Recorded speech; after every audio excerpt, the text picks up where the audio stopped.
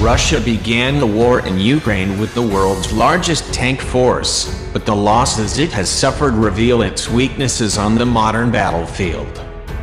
Moscow's forces have lost more than 230 of the heavily armored tracked vehicles since they invaded Ukraine on February 24th, an open-source site that tracks military equipment losses.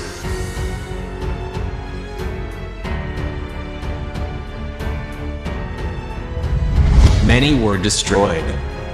Others were abandoned, captured or damaged. Ukraine's government says it has exacted an even higher toll, claiming to have destroyed more than 400 Russian tanks and many more less armored military vehicles.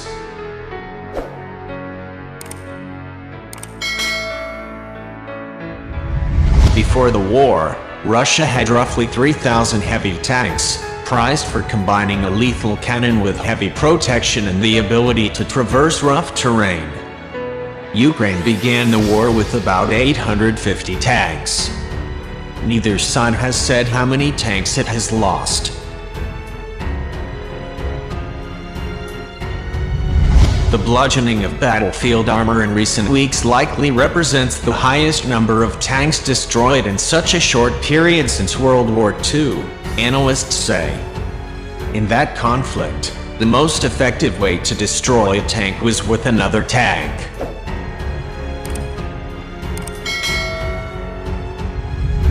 Today, Ukraine relies on more compact and nimbler weapons, including Turkish-made armed drones and the US-made Javelins and other infantry-carried anti-tank missiles. The high-tech era has let small numbers of Ukrainian soldiers exact a surprisingly large toll on Russian tanks, armored vehicles and supply columns.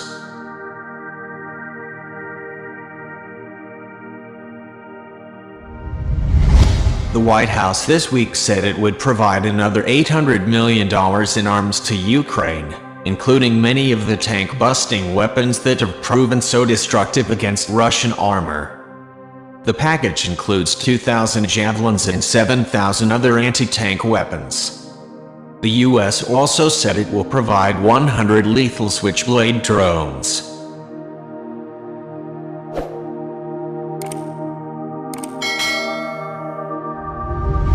In response, Russia may be adapting its battlefield tactics and trying to better coordinate forces, a weakness they have displayed that exposed them to attacks. They're ineffective at combined armed operations, said retired General H.R.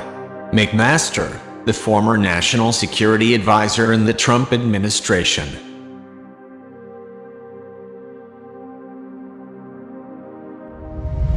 But improving tactics only goes so far against new technologies, history shows. The competition between tanks and systems to disable them has raged for decades. Tanks first entered battlefields in World War I and played a central role in World War II.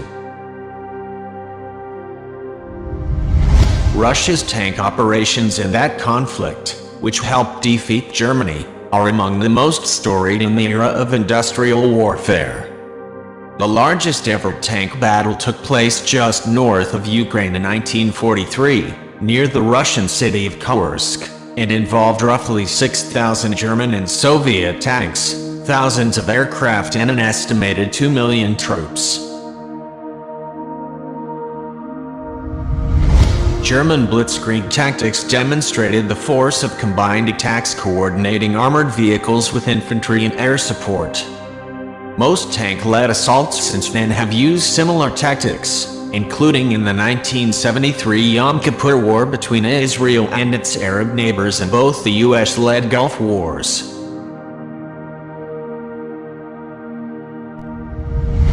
To maximize the utility of the tank, you've got to use it in a combined armed force with infantry and infantry armored vehicles and other elements, said Ben Barry, a former commander of a British armored infantry battalion now at the International Institute for Strategic Studies think tank in London.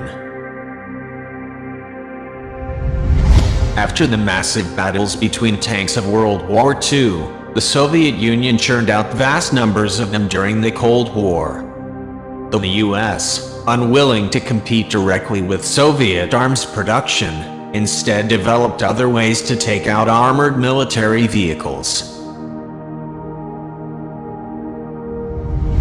The A-10 ground attack jet, introduced in the mid-1970s and known as the Warthog for its unusual look, was designed to fly low and shred enemy targets.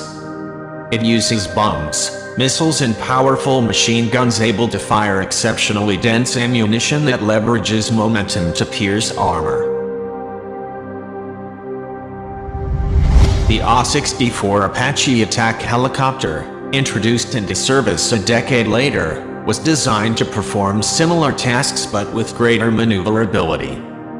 Now, drones and shoulder-fired systems seek to do the same but with even smaller, more portable and autonomous systems.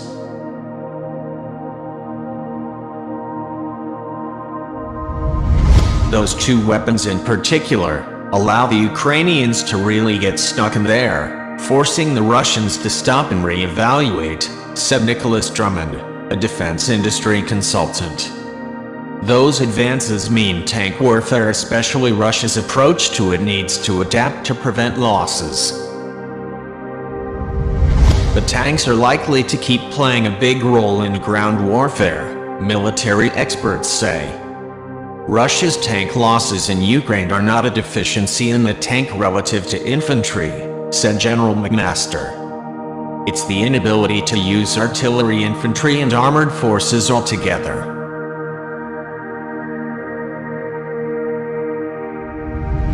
General McMaster said that without heavy armor, forces are extremely vulnerable to enemy artillery, something Ukraine experienced when Russia invaded Crimea in 2014 and annexed the territory. Russian forces then were able to kill everything that wasn't heavily armored, he said.